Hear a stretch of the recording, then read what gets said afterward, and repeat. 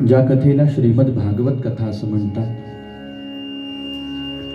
गेल्या 4 दिवसांपासून या ठिकाणी विराजमान होऊन आपण सारे भक्त या ठिकाणी श्रीमद भागवत कथेच्या माध्यमातून सत्संग चर्चा श्रवण करत आहोत।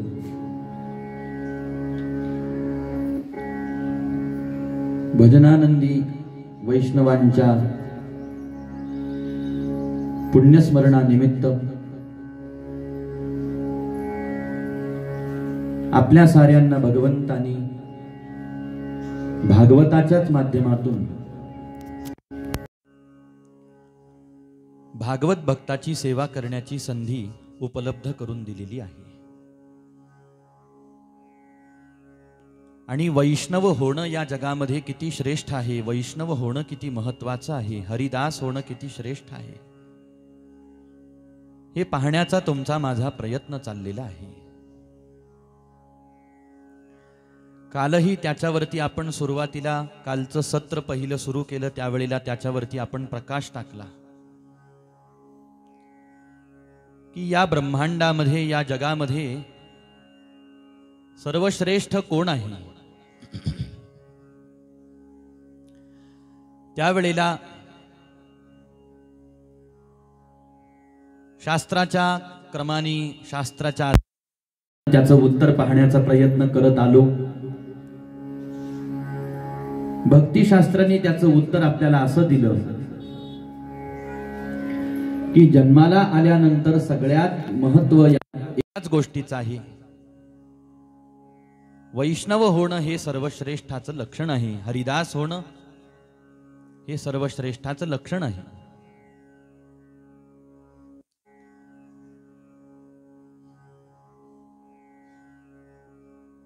मग तो कोणत्याही देहामध्ये असला तरी सुद्धा,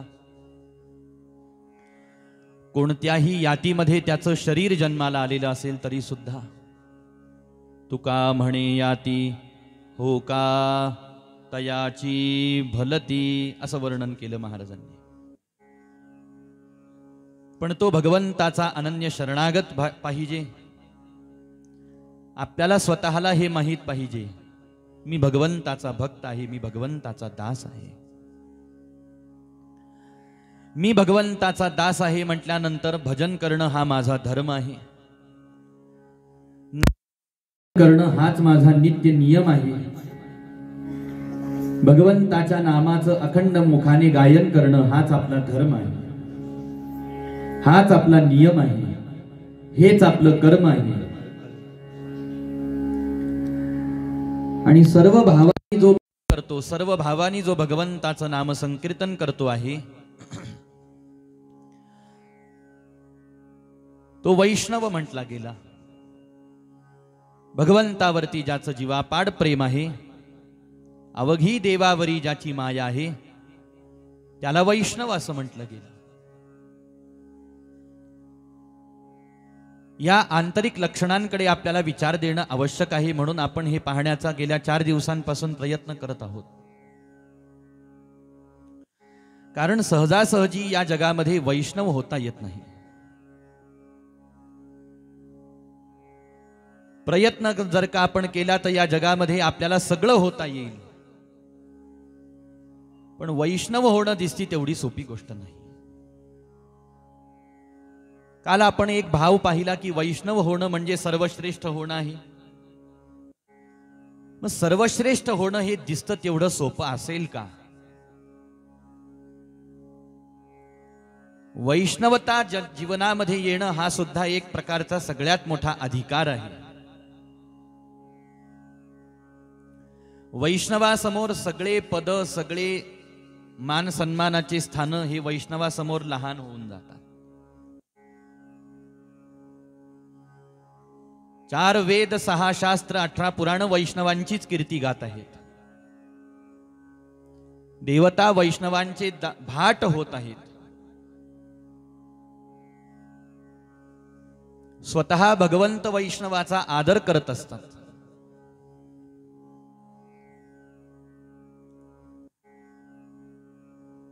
सारे वैष्णव साऱ्या वैष्णवांचा आदर करताना आपल्याला दिसतात। भगवंतासाठी वैष्णवाचं स्थान भगवंताच्या मस्तकावरती आहे. पहा, आता विचार करण्याजोगी गोष्ट आहे. भक्तासाठी देवाला मस्तकावरती घेऊन भक्तांनी नाचलं पाहिजे. देवाला मस्तकावरती घेऊन भक्तांनी जीवन जगलं पाहिजे. आणि अशी भक्ती ज्या वैष्णवाच्या हृदयामध्ये प्रकट झालेली आहे, त्या वैष्णवाला भगवंत आपल्या मस्तकावरती घेऊन मिरवतात. हे वैष्णवाचं महात्म्य आहे. हा वैष्णवाचा अधिकार आहे. ही वैष्णवाची पात्रता आहे. ती वैष्णवाची सर्वश्रेष्ठता आहे.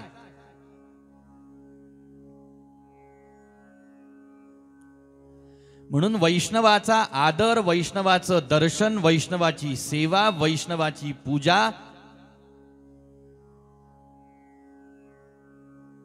आपल्याला करण्याचा संत ग्रंथांचा आदेश आहे. भागवतामध्ये 11व्या स्कंधात भगवंताच्या पूजेचे 11 स्थानं सांगितले. किती? 11.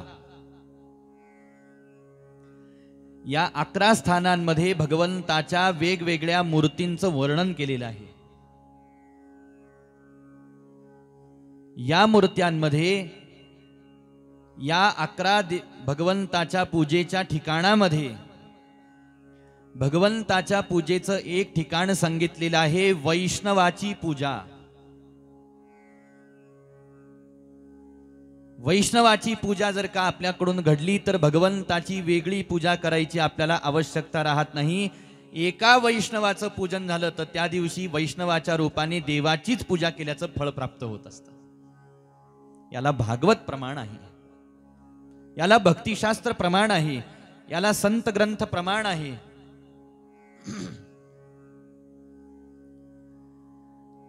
म्हणून ज्या वेळेला आपण कोणत्याही वैष्णवाला नमस्कार करतो, कोणत्याही वैष्णवाबद्दल कीर्ती गातो, वैष्णवाबद्दल कीर्ती ऐकतो, त्यावेळेला एक विचार मनामध्ये आपल्या येत असेल तर तो विचार सोडून द्यायला पाहिजे. काय बा, ते सामान्य होते, सामान्य गृहस्थाश्रमामध्ये ते जीवन जगले, धर्मपत्नी, लेकरं बाळ, त्यांनी त्यांचा व्यवसाय, उद्योग, कामधंदा सांभाळला, आणि तुम्ही वैष्णव म्हणून त्यांचा गौरव करत आहात, त्यांची कीर्ती गात आहात, त्यांची स्तुती करत आहात, त्यांना नमस्कार करत आहात, त्यांच्या पुण्यस्मरणाचा सोहळाही करत आहात. एवढं काय आहे बा त्याच्यामध्ये? एवढं काय कारण आहे? कदाचित अशी शंका आपल्या कुणाच्या तरी मनामध्ये उत्पन्न होण्याची दाट शक्यता होती. म्हणूनच भगवंतांनी, सद्गुरूंनी यावर्षी वैष्णव आणि वैष्णवावरती प्रकाश टाकण्याची आंतरिक प्रेरणा दिली. भागवताच्या माध्यमातून आपल्याला भागवत भक्त पाहण्याचा प्रयत्न करायचा आहे, दुसरं काहीच नाही. आणि आज दिवसभर आपल्याला काय ऐकायचं आहे? भागवत भक्तांचे चरित्रच आज आपल्याला दिवसभर ऐकायची आहेत. दिवसभर म्हणत असताना जेवढा कथेचा वेळ आहे तेवढा वेळ, कारण आता अर्धा दिवस निघून गेला. दिवसभर म्हणत असताना मग 6 वाजता बसलो असतो तर म्हटलं असतं दिवसभर. सकाळी 6 ते संध्याकाळी 6 किंवा 9 किंवा सकाळी 10 वाजता तरी सुरुवात व्हायला पाहिजे.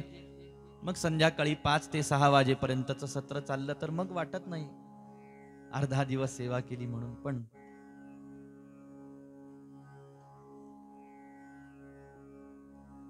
आज आपल्याला पूर्ण वेळ भगवत भक्तांच्या चरित्रावरतीच प्रकाश टाकायचा आहे.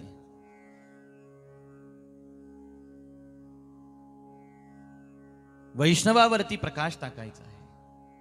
हा आपण आजपर्यंत 4 दिवस झाले आपण वेगवेगळ्या सूत्रांच्या माध्यमातून, प्रमाणाच्या माध्यमातून पाहत आहोत, ज्यामध्ये वैष्णवतो जया अवघी देवावरी माया एक, नाही आणिक प्रमाण तन धन तृणजन 2, पडता जडभारी नेमा नटळे निर्धारी 3, तुका म्हणे याती हो का तयाची भलती 4. आज काय करायचं आहे? आज ज्या कुळामध्ये वैष्णव जन्माला आलेले आहेत ते कुळ पाहायचं आहे. कारण असं आहे, कोणत्याही कुळामध्ये जोपर्यंत वैष्णव जन्माला येत नाही तोपर्यंत ते कुळ पवित्र होत नाही. कुळ कशाने पवित्र होत? ऐश्वर्य कमावल्याने, संपत्ती कमावल्याने, उत्तम मोठं घरदार बांधलं, नाना प्रकारच्या भौतिक विद्येचं शिक्षण आपण संपन्न करून घेतलं, किंवा एखादी कला आपण शिकलो, आपल्या वंशाचा भरपूर मान पद प्रतिष्ठा समाजामध्ये आहे, नाव लौकिक आहे आपला, आपल्या परिवारातले माणसं मोठ्या हुद्द्यावरती आहेत, सरकारी दरबारामध्ये नोकरदार आहेत, नोकरी करत आहेत, किंवा अधिकारी आहेत, किंवा वेगवेगळ्या पदावरती पदस्थ झालेले आहेत, म्हणून आपलं कुळ मोठं आहे का? आपल्या कुळाला काहीतरी विशिष्ट अशा प्रकारचा इतिहास प्राप्त झालेला आहे म्हणून आपलं कुळ श्रेष्ठ आहे. पहा, जीवनामध्ये आपल्या आयुष्याला किंवा आपल्या कुळाला श्रेष्ठता कोणत्याही कारणाने भेटू शकते. खूप धन असलं म्हणजे ती धनाची श्रेष्ठता आहे, खूप मान सन्मान असलं म्हणजे मान सन्मानाची श्रेष्ठता आहे, पद असलं म्हणजे पदाची श्रेष्ठता आहे. पण पद गेल्यानंतर, धन खर्च झाल्यानंतर असलेला मान सन्मान जायला वेळ लागत नाही. जीवनामध्ये धन जवळ असलेलं जायला वेळ लागत नाही, असलेली पद प्रतिष्ठा संपून जायला या जगामध्ये वेळ लागत नाही. विषय आपला कुळाच्या श्रेष्ठतेचा चाललेला नाही, विषय कुळाच्या पवित्रतेचा चाललेला आहे, पावित्र्याचा चाललेला आहे. असे अनेक घराणे आहेत, असे अनेक कुळ आहेत महाराज, ज्या कुळामध्ये आजपर्यंत एकही वैष्णव भक्त जन्माला आलेले नाही, एकही हरिदास जन्माला आलेला नाही, एकही भगवंताचा निष्ठावान भक्त जन्माला आलेला नाही.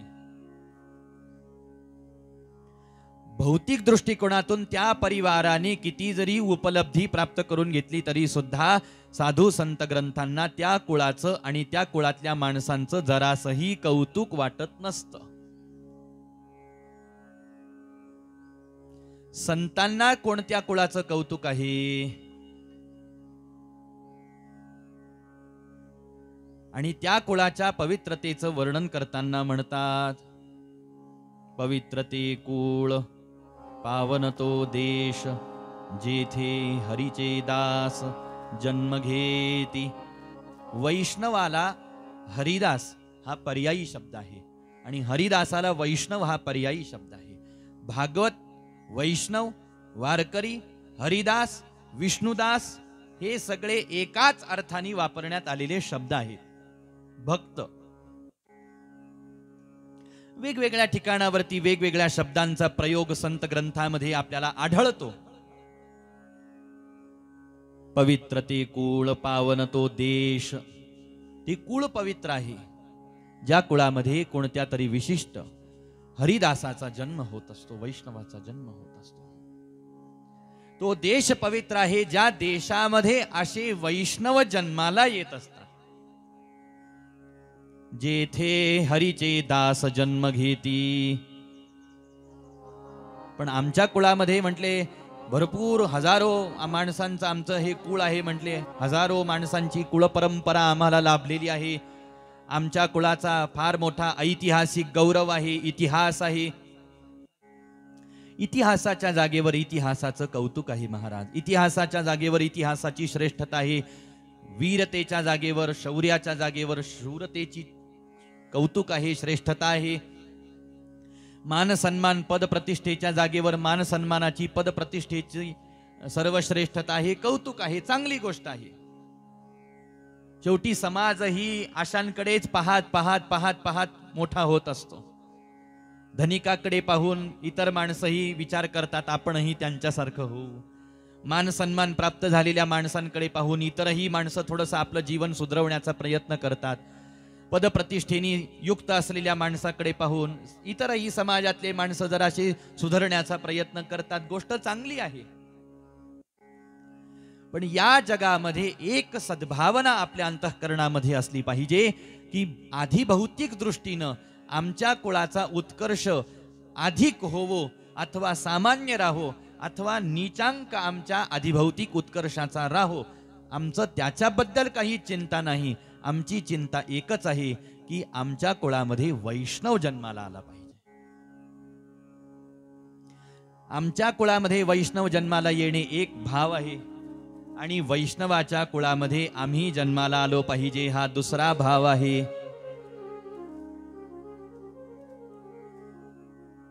वैष्णवाच्या कुळामध्ये आपण जन्माला येऊ की न येऊ त्यावेळेला तर आपल्याला काय माहित असतं आपण कुठं जन्माला येणार आहे, आपण परस्वाधीन असतो. पण आपल्या कुळामध्ये वैष्णव जन्माला यायला पाहिजे हे सर्वस्वी आपल्या हातात असू शकतं. याला कारण काय आहे? याला कारण आहे की आपण स्वतः निष्ठावान होऊन भगवंताचं निष्ठेने भजन करणे, आपण स्वतःला वैष्णव मानणे, आपण स्वतःला वैष्णव धर्मामध्ये वाटचाल करणे, भजन आपला धर्म मानणे, सेवा आपला धर्म मानणे, संत पूजन आपला धर्म मानणे, हरिकथा कीर्तनाचा संग करणे, अखंड वाचेमध्ये भगवंताचं परमपवित्र नाम असणे आणि आमच्या कुळामध्ये भगवंताची अशी निष्ठेनं भक्ती अविरत चालत राहावी ही श्रद्धा, ही कामना असणे. ज्यांच्या मनामध्ये आजपर्यंत ही कामना होती त्यांच्याच घरामध्ये वैष्णव जन्माला आले बर का? एक उत्तर. कोणी म्हणेल की आमच्या मनी ध्यानी नसताना सुद्धा आमचं लेकरू देवाची भक्ती करतय, मग ते कसं झालं? याला कारण संत कृपा आहे, याला कारण संत संग आहे, याला कारण भगवंताची कृपा आहे. कधी कधी आपण पुण्य नसतं केलेलं पण आपल्या वाडवडिलांनी पुण्य केलेलं असतं ना. भानुदास महाराजांच्या 8 पिढ्यानंतर नाथबाबा जन्माला आले. 8 पिढ्या काय चालत होतं? भानुदास महाराज पांडुरंगाचे उपासक आहेत, भक्त आहेत, मग भानुदास महाराजांच्याच उदरी नाथांचा अवतार का नाही झाला? जर भानुदास महाराज एवढे मोठे भक्त आहेत तर विश्वंभर बाबाच्या 8 पिढ्यानंतर जगद्गुरु तुकोबाराय जन्माला आले. विश्वंभर बाबाच्याच पोटी का नाही जन्माला आले? अहो, विश्वंभर बाबा तर निष्ठावान पंढरपूरचे वारकरी आहेत. एवढंच नाही तर जगद्गुरु तुकोबारायांच्या भक्तीच्या आधी, अवताराच्या आधी पंढरपुरातले परमात्मा विश्वंभर बाबांच्या भक्तीला भुलून देहूत येऊन बसलेले आहेत. पण आज विश्वंभर बाबाचा जय जयकार जास्त केला जातो का जगद्गुरु तुकोबारायांचा केला जातो? बरं, जगद्गुरु तुकोबारायांचा केला जातो. आज भानुदास महाराजांचा जय जयकार केला जातो का नाथरायांचा जय जयकार केला जातो? शांती ब्रह्म नाथ बाबांचा जय जयकार केला जातो. मग 8 पिढ्या काय झालं? मध्ये ज्या 8 पिढ्या गेल्या त्या काय करत होत्या? त्यावेळेला उत्तर आलं, त्या सुद्धा भजनच करत होत्या. पण नाथांच्या प्रागट्यासाठी ते भजन उपयोगात आलं. जगद्गुरु तुकोबारायांच्या प्रागट्यासाठी ते भजन उपयोगात आलं की असा एक सर्वश्रेष्ठ वैष्णव कुळामध्ये जन्माला आला. हे 8 पिढ्यांनी केलेल्या भजनाचं सार आहे. वंश परंपरा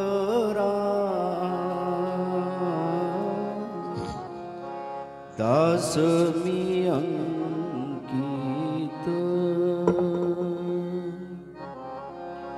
वंश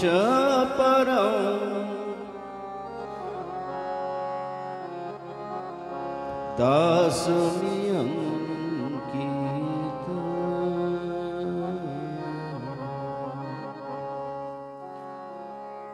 वंश परंपरा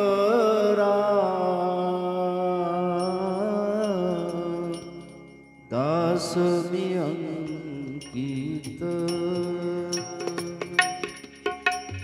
वंश परंपरा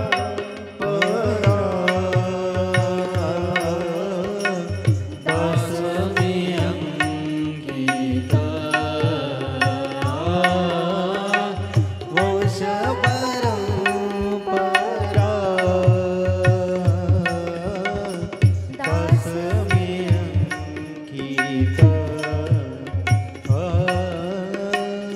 वंश परंपरा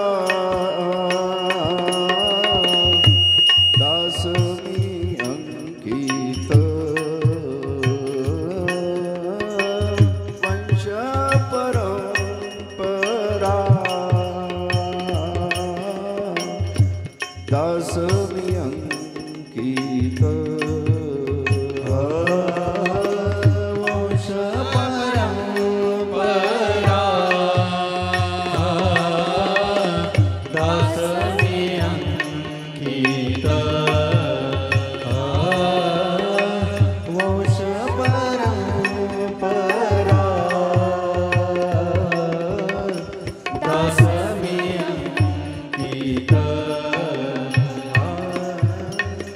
तुका मोकलिता लाज कोना तुका मोकलिता लाज कोना वंश परंपरा दास मी अंकित वंश परंपरा दास मी अंकित वडिलांची मिरासी गाय वडिलांची मिरासी गाय वडिलांची मिरासी गाय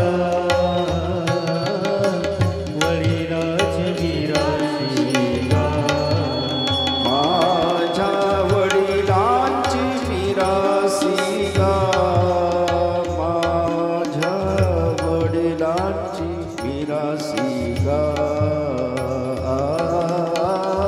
वडिलांची मिरासी गाय वडिलांची मिरासी गाय तुझी चरण सेवा देवा तुझी चरण सेवा वडिलांची मिरासी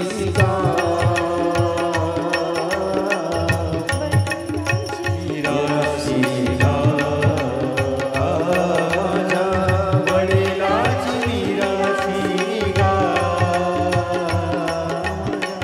वडिलांची मिरासी उपवास पारणे उपवास पारणे उपवास पारणे राखिला दार बंटा केला भोगवटा महालागी केला भोगवटा महालागी वंश परंपरा दास मी अंकित वंश परंपरा दास मी अंकित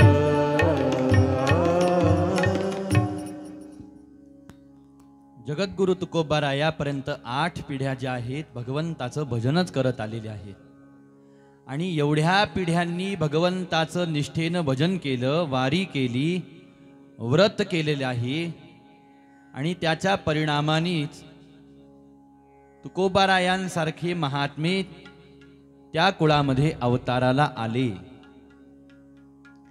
विचार करण्याजोगी गोष्ट असते की एखाद्या कुळामध्ये ज्या वेळेला हरिभक्त वैष्णव हरिदास जन्माला येतात त्यावेळेला त्या कुळाची पवित्रता किती थोर असते. त्या कुळाचं पावित्र्य फार महत्वाचं आहे. कुणाला मनामध्ये प्रश्न आला आमच्याही कुळामध्ये हरिदास वैष्णव जन्माला आले पाहिजेत, आपल्या नुसतं वाटण्यानी जन्माला येतील का आपल्या काही केल्यानी जन्माला येतील हो? बरं, वैष्णव जन्माला येण्यासाठी त्यांच्या जन्मासाठी काही वेगळी प्रक्रिया असते का? शुद्धता हीच प्रक्रिया आहे, पावित्र्य हीच प्रक्रिया आहे, सेवा हीच प्रक्रिया आहे. बाकी तर जन्माला येण्याचं सत्र लेकरांचं चालूच आहे. घराघरामध्ये लेकरांच्या जन्माला येण्याचं सत्र चाललेलंच आहे ना. म्हणूनच विवाह चाललेले आहेत. आपल्या वंशाला दिवा पाहिजे, आपल्या कुळाला कुलदीपक पाहिजे, आपल्या धनसंपत्तीला वारसदार पाहिजे, म्हणून विवाह, मुलीचा विवाह मुलाशी, मुलाचा विवाह मुलीशी, संततीची वाट पाहणे, संतती कधी होते, झाली झाली, वा वा, आनंद, पेढे वाटले, झालं आपलं काम. असं म्हणतात की विवाह का करावा, कोणत्याही पुरुषाने विवाह का करायचा असतो, याचं धर्मशास्त्रीय उत्तर जर का पाहिलं तर माणसावरती जन्मतःच काही ऋण असतात. त्यातलं पहिलं ऋण सांगितलेलं आहे पितृऋण, देवऋण आणि ऋषी ऋण. अशी 3 ऋण आपल्या सगळ्यांवरती आहेत. या 3 ऋणातून उतराई झाल्याशिवाय आपल्याला मुक्त होता येत नसतं. तर मुक्त होण्यासाठी पहिलं ऋण पितृऋण सांगितलं. पितृऋणातून कसं मुक्त व्हावं? पितृऋणातून मुक्त होण्यासाठी धर्मशास्त्रांनी उपाय सांगितला की यथाविधी पूर्वक सुकुलीन कन्येशी आणि सवर्णा कन्येशी विवाह करावा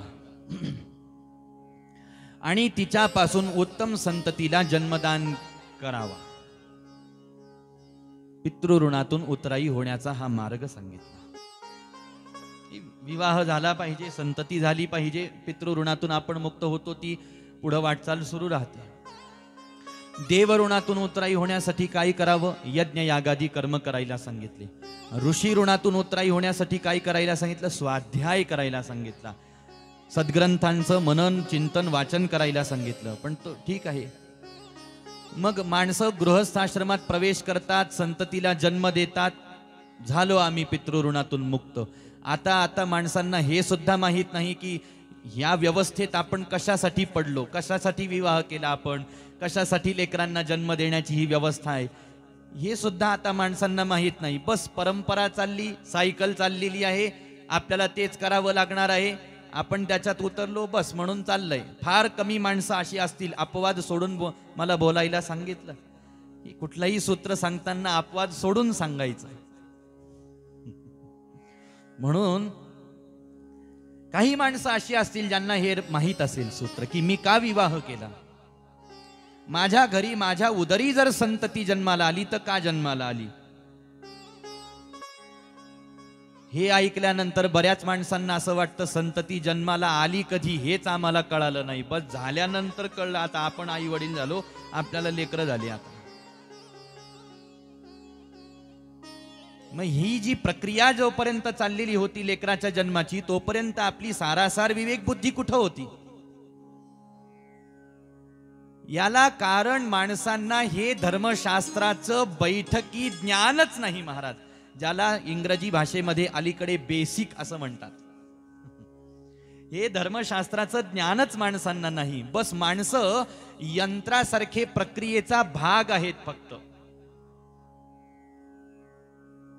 जन्माला येतात, खेळतात, शिक्षण घेतात, नोकरी उद्योग कामधंदा व्यवसाय करायचा, मुलगी असेल तर पुरुष पाहून विवाह करायचा, पुरुष असेल तर कन्या पाहून विवाह करायचा, आणि त्याच्यानंतर लेकरू होणं साहजिक स्वाभाविक. बस ते झालं, आता चला पुढं त्यांचं संगोपन संवर्धन कमाई हे ते. बस या यांत्रिक प्रक्रियेचा भाग माणसं आहेत.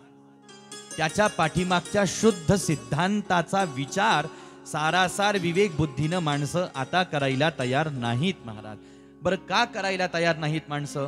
माणसांना कोणी धर्मशिक्षणापासून अडवलंय का? तसं पाहिला गेलं तर धर्मशिक्षणापासून माणसांना कोणी अडवलं नाही. पण मी असं म्हणेन की भारताच्या स्वातंत्र्यानंतरची जी व्यवस्था केली गेली ना, या व्यवस्थेने माणसांना धर्म शिक्षणापासून अडवलंय. स्वातंत्र्योत्तर काळामध्ये ही जी व्यवस्था, काही तथाकथित महामहिम जे तिथं बसलेले होते,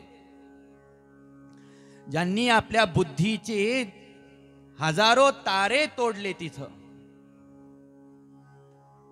आणि वैदिक सनातन हिंदू संस्कृतीच्या शुद्ध ऋषी परंपरेला ज्यांनी खोटं ठरवण्याचा प्रयत्न केला, या व्यवस्था निर्माण करणाऱ्यांचे हे दोष आहेत की आज भारताच्या स्वातंत्र्याच्या 75 वर्षानंतर सुद्धा हिंदू धर्मीयांना हिंदू धर्माचे तत्व काय आहेत हे माहित नाही. हा दोष कोणाचा आहे? सनातन वैदिक धर्मामध्ये जन्माला आलेल्या तुमच्या माझ्या हिंदूंचा आहे का? नाही महाराज. ज्या व्यवस्थेमध्ये यांनी आपल्याला बळजबरी ढकललं आणि जी व्यवस्था आपल्या माथ्यावरती या व्यवस्थापकांनी लादली, त्याच्यासाठी हिंदू त्याही वेळेला गुलामगिरीमध्ये होता आणि आजही गुलामच आहे. त्यावेळेला शारीरिक गुलाम असेल, आज मानसिक गुलाम होऊन बसलेला आहे, आज वैचारिक गुलाम होऊन बसला. काय माहित आहे हिंदूला, सनातन वैदिक धर्मामध्ये जन्माला आलेल्या माणसांना, की आपल्या धर्माची तत्व काय आहे, सिद्धांत काय आहे, जीवन प्रणाली काय आहे. अध्यात्म फार दूरचा विषय आहे महाराज. मानवासाठी अध्यात्म पायरी ही फार नंतरची आहे. अगोदर उत्कृष्ट अशा प्रकारचं मानवीय जीवन सिद्धांताच्या तत्वावरती उत्तम अशा प्रकारचं मानवीय जीवन ही वेदाची अपेक्षा आहे, ही शास्त्राची अपेक्षा आहे, ही ऋषी मुनी साधू संतांची अपेक्षा आहे. ज्याचे ऐहिक धड नाही त्याचे परत्र पुससी काही. अध्यात्म शास्त्रामध्ये आपला प्रवेश होईल तेव्हा होईल महाराज. पण माझ्या धर्माने जीवन जगण्यासाठीची जी मूलभूत व्यवस्था करून ठेवलेली आहे, ती व्यवस्था आपल्याला माहित आहे का? नाही माहित महाराज. म्हणून म्हटलं की बस त्या वेळेला त्या गोष्टी करण्याचा फक्त एक क्रम चाललेला आहे. जन्माला आले की कळत नाही तोपर्यंत बस खेळत राहायचं, थोडंफार कळायला लागलं की शिक्षण करायचं, ते झालं की विवाह करायचा. बस विवाहामध्ये कधी लेकरं होऊन जातात, काही पत्ता लागत नाही. त्या लेकरांचं वाढवण्यामध्ये आयुष्य निघून जातं, घरदार करण्यामध्ये आपला काळ निघून जातो आणि माणसांना असं वाटतं हेच आयुष्य आहे, हेच जीवन आहे. आणि मग त्याच्यातल्या त्याच्यात चालता चालता चालता चालता थोडंफार काहीतरी धर्म कार्य करणे म्हणजे हेच अध्यात्म आहे असं मानलं जातं. तसं नाही महाराज. ज्याच्या कुळाला ज्याला पवित्रता द्यायची आहे ना, त्यांनी या यांत्रिक प्रक्रियेमध्ये अजिबात उतरायचं नाही. त्यांनी सैद्धांतिक प्रक्रियेमध्ये उतरायचं. त्यांनी सिद्धांतावरती आपलं जीवन आरूढ करायचं असतं. मी माझ्या ऋषींच्या शब्दावरती माझं जीवन उभं करेन. माझं जीवन माझ्या साधू संतांच्या शब्दांच्या आधाराने असेल. हा संकल्प जर का प्रत्येकाचा असला तर प्रत्येक कुळामध्ये एक तरी वैष्णव आजही जन्माला येईल. गोपाल कृष्ण भगवान की जय. आपल्या जीवन जगण्याला आधार वेदांचा, आपल्या जीवन जगण्याला आधार शास्त्राचा, आपल्या जीवन जगण्याला आधार ज्ञानोबा तुकोबा नाथांच्या शब्दांचा, वाक्यांचा आहे महाराज. हे वाक्य एवढे उपकाराचे आहेत, हे शब्द एवढे कृपेचे आहेत, कारुण्याचे आहेत की ज्या शब्दांकडे माणसाला कानाडोळा करून चालत नसतं. सत्संगातून, कथा कीर्तनातून आज काय प्रयत्न झाला पाहिजे, माणसांनी काय समजून घेतलं पाहिजे, समजून घेतलं पाहिजे महत्व आपल्या जीवनाचं, समजून घेतलं पाहिजे माणसांनी महत्व ऋषी मुनींच्या परंपरेचं, त्यांनी केलेल्या उपदेशाचं, समजून घेतलं पाहिजे महत्व माणसांनी ज्ञानोबा तुकोबांच्या शब्दाचं, गाथ्याचं महत्व, ज्ञानेश्वरीच्या शब्दांचं महत्व, भागवताच्या शब्दांचं महत्व, रामायणाच्या शब्दांचं महत्व कळालं पाहिजे आपल्याला, समजून घेतलं पाहिजे आपण. म्हणून दोन विषय असतात. एक माझ्या घरामध्ये वैष्णव जन्माला यावा. इथून मी थोडस बाजूला गेलो, कसा येईल हो वैष्णव जन्माला? यांत्रिक प्रक्रियेत असू तर वैष्णव नसतो जन्माला येत. सैद्धांतिक प्रक्रियेत उतरलो तर वैष्णव आहे, हरिदास आहे, हरिभक्त आहे. कोणी म्हणेल आता हे शब्द आम्हाला थोडेसे जड वाटू शकतात, यांत्रिक प्रक्रिया, सैद्धांतिक प्रक्रिया वगैरे वगैरे, हे काय आहे? यालाच मी सुरुवातीला सरळ शब्दामध्ये सांगितलं. आपण स्वतःला वैष्णव मानणे, भजन माझा धर्म आहे, नामसंकीर्तन करणे, सेवा करणे हा माझा धर्म आहे, जीवनामध्ये पावित्र्य राखणे हा माझा धर्म आहे, शुद्ध जीवन जगणे, धन कमवायचं असेल शुद्ध मार्गाने, अन्न सेवन करायचं असेल शुद्ध पद्धतीनं, कोणत्याही प्रकारच्या विषयाचा भोग घ्यायचा असेल विधीपूर्वक. शास्त्रांनी आपल्याला सगळ्या गोष्टींची सुविधा उपलब्ध करून दिलेली आहे. बस त्या सुविधेच्या माध्यमातून आपल्याला, जसं सरकारामधून अनेक योजना बाहेर पडतात दरवर्षी. कोणतंही नवीन सरकार स्थापन झालं की योजना बाहेर पडतात. योजनेवरती पाहूनही बरेच सरकार पुन्हा सत्तेत येतात, योजनेच्या बळावरती सुद्धा. कारण त्यांना त्यांचं वैयक्तिक अस्तित्व सिद्ध करणं त्यावेळेला योजना कामी येते. मग आम्ही 1500 टाकू, नसता 2100 टाकू. बटन कोणतं दाबायचं? हा, नाव नका घेऊ.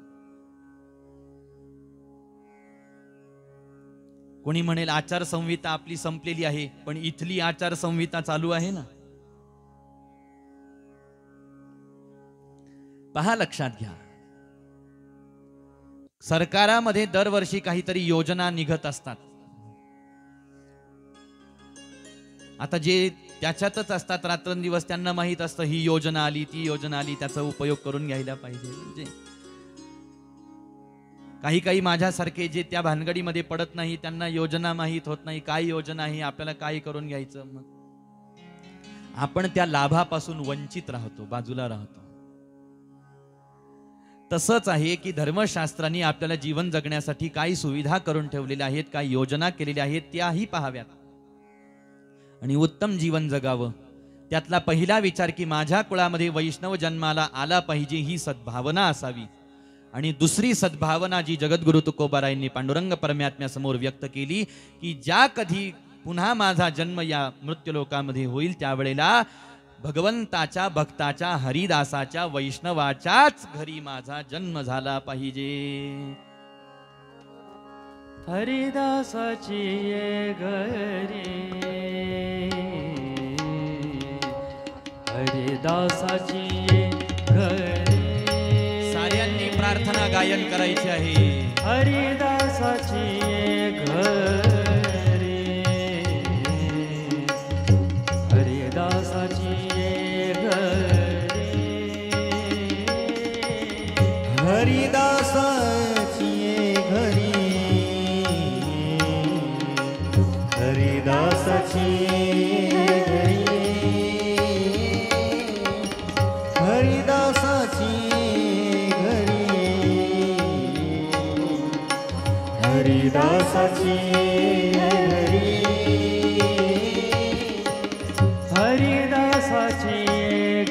हरिदासाची घरी,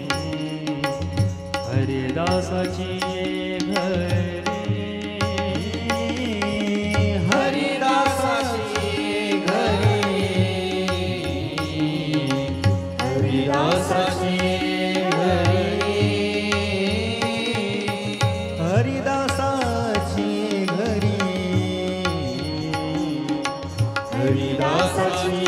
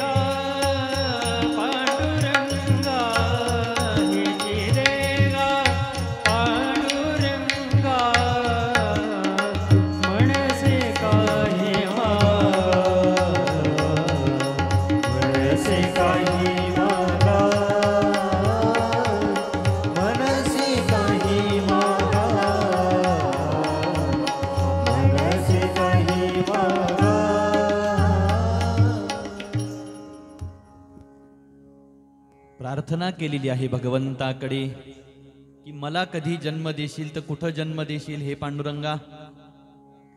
हरिदासाची ये घरी मज उपजवा जन्मांतरी. म्हणसी काही मागा हेची देगा पांडुरंगा. तुम्ही केली ना सगळ्यांनी प्रार्थना? नसल केली तर करा. वैष्णवाच्या कुळामध्ये जन्माला आल्यानंतर काय आनंद होतो याची अनुभूती येईल. हरिदासाच्या कुळामध्ये जन्माला आल्यानंतर काय परमानंद प्राप्त होतो याचा अनुभव प्राप्त होईल. सोपं नाही महाराज वैष्णवाच्या कुळामध्ये जन्माला येणं.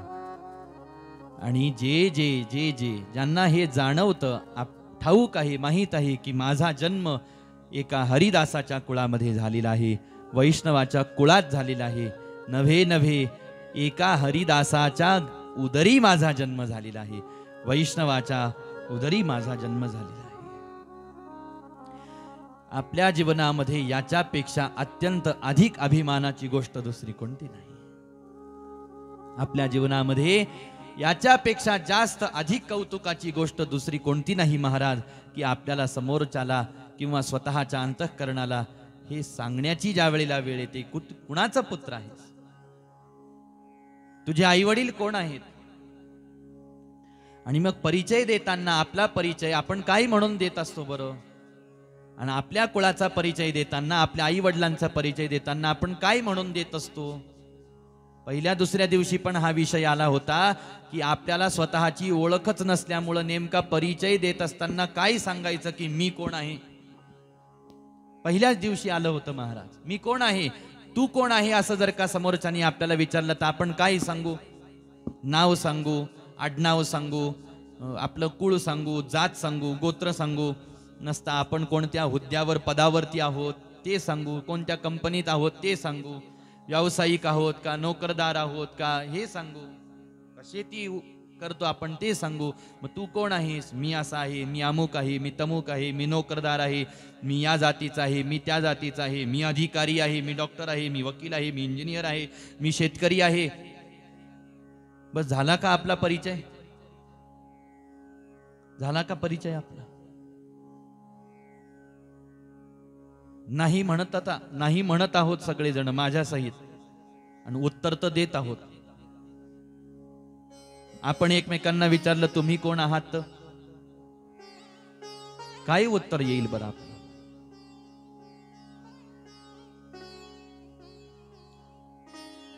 जो ज्या जाणीवेमध्ये असतो तो ते उत्तर देत असतो. एखाद्याची जाणीवच अशी आहे की मी असा आहे, नावामध्ये ज्याची जाणीव, आडनावात ज्याची जाणीव, जातीमध्ये ज्याची जाणीव, तो तसा परिचय आपल्याला देईल.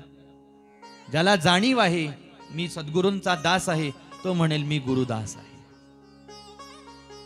समोरच्यानी विचारलं तुमचा परिचय काय, तो म्हणेल मी हरिदास आहे, मी वैष्णव आहे, बस हाच माझा परिचय आहे. कुळ काय आहे तुमचं, आता सांगा कुळाचं नाव. आता झाली की नाही पंचायत. कागदावरती तर एक कुळ, एक जात लिहिलेली आहे वेगळी, एक धर्म लिहिलेला आहे, आणि परिचय देताना आपणही तेच कुळाचं नाव सांगतो, तेच जातीचं नाव सांगतो. का आपल्या अंतःकरणात त्याच प्रकारची जाणीव आहे ना. मी वैष्णव आहे याची जाणीव असेल तर आपण एक क्षणाचा विलंब न लावता म्हणू मी वैष्णव आहे. दिसत नाही माझ्या गळ्यात माळ आहे, माझ्या कपाळावर बुक्का आहे, माळ पाहून सुद्धा, बुक्का पाहून सुद्धा तू मला विचारतो, चंदन तिलक, कुंकुम तिलक पाहून विचारतो तू कोण आहेस. काही काही गोष्टी सांगत असताना लज्जा वाटली पाहिजे, आणि काही काही गोष्टी सांगत असताना अभिमान वाटला पाहिजे. देहाचा परिचय देण्याची वेळ आली आणि देहाच्या दृष्टीने द्यायची वेळ आली की माणसाला लाज वाटली पाहिजे. पण मी साधक आहे, मी गुरुदास आहे, मी शिष्य आहे, मी वैष्णव आहे, हा आपल्या आत्म्याच्या संबंधाचा परिचय द्यायची वेळ आली की अभिमान वाटला पाहिजे, मी वैष्णव आहे. कोणी सांगितलं तुला तू वैष्णव आहे. आत्ताच 4 दिवस झाले पाहत आहोत वैष्णवाची लक्षणं एवढे सोपे आहेत का. आणि खुशाल स्वतःला वैष्णव म्हणून घेतो, नुसती माळ घातली तरी, नुसता बुक्का लावला तरी वैष्णव म्हणून घेतो स्वतःला. कोणी सांगितलं वैष्णव आहे? मग समोरच्याला हात जोडून म्हणावेत, ठीक आहे, मी जरी वैष्णव नसलो तरी मी वैष्णव कुळातला आहे, याच्यात तीळ मात्र शंका नाही. म्हटले आम्हाला मान्य नाही. म्हटले जय हरी, जय हरी, सीताराम. तुम्ही तुमच्या रस्त्याला, आम्ही आमच्या रस्त्याला. काय ऐकत आहोत आपण? तुका म्हणे याती हो का तयाची भलती.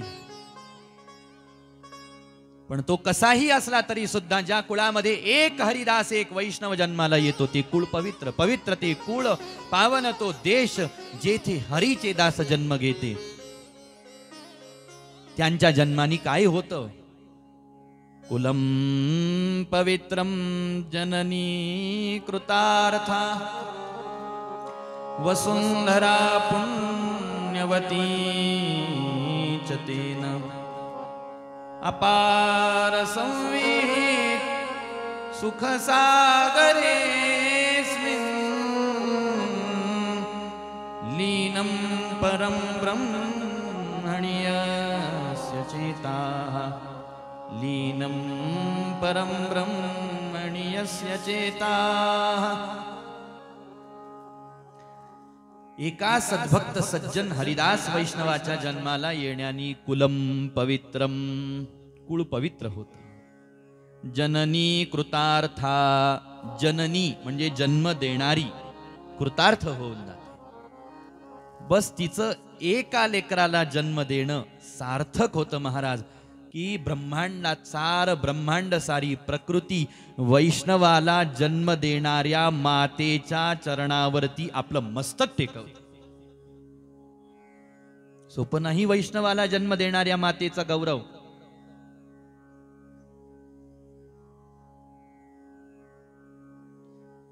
वैष्णवांना जन्म देणाऱ्या माता या पृथ्वीला पाहिजे. ही भूमी वाट पाहते की वैष्णवाला जन्म देणारी एक माता माझ्या धर्तीवरती जन्माला आली पाहिजे. इथं किती माता बसलेल्या आहेत? सगळ्या पतिव्रता स्त्रिया जास्त बहुतांश प्रमाणामध्ये बसलेल्या आहेत. काही अशा आहेत ज्यांना लेकरं झालेले आहेत, काही अशा आहेत ज्यांना लेकरं होणार आहेत आता, काही अशा आहेत ज्यांना लेकरं होतील. ज्यांचे झाले त्यांचे झाले, ज्यांचे होणार आहेत आणि ज्यांना व्हावेत असं वाटतं त्यांनी हा विचार आता करणं फार गरजेचं आहे बरं का. की माझ्या उदरामध्ये मी ज्याला सांभाळते आहे तो शिशु, तो जो गर्भ आहे, मी नुसता मांसाचा गोळा माझ्या पोटात सांभाळत नाही आणि मला माझ्या पोटामध्ये नुसता मांसाचा गोळा सांभाळायचा नाही आणि मांसाच्या गोळ्याला नुसता जन्म द्यायचा नाही. या जगात आई पहिला गुरु का सांगितला हो? शास्त्रांनी अनेक गुरु सांगितले, त्याच्यामध्ये पहिला गुरु जीवासाठी आई सांगितली. आई हा पहिला गुरु आहे का?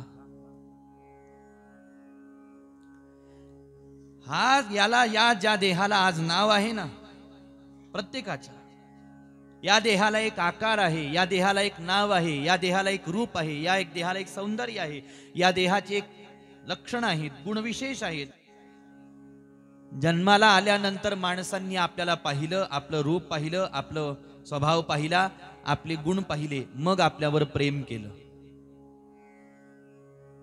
आणि ज्या वेळेला आकार नाही, ज्या वेळेला नाव नाही, ज्या वेळेला रूप नाही, रंग नाही, गुण नाही, त्यावेळेला नुसत्या मांसाच्या गोळ्याला तिनं 9 महिने प्रेमाने आपला शरीराचा भाग खर्च करून जपलं. विचार करा की एखादी आई ज्या वेळेला एखाद्या लेकराला जन्म देते, ही जी प्रक्रिया आहे महाराज, मला त्यातलं फार काही कळत नाही बरं का, पण एक गोष्ट मला सांगावी वाटते की ही जी प्रक्रिया आहे लेकराला जन्म देण्याची, गर्भधारणा झाल्यापासून ते लेकरू जन्माला येईपर्यंत कोणत्याही आईसाठी तो काळ सामान्य नाही.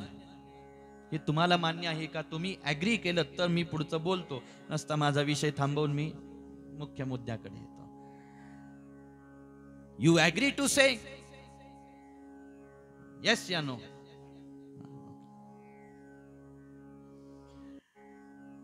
पहा, लक्षात घ्या, तुम्ही सारे जण या प्रक्रियेतून बाहेर आलेले असताना ही गोष्ट लक्षात येते की खरोखर ही प्रक्रिया सामान्य नाही, दीर्घकालीन आहे. एकतर त्यात अनेक क्रिटिकल कंडिशन्स आहेत.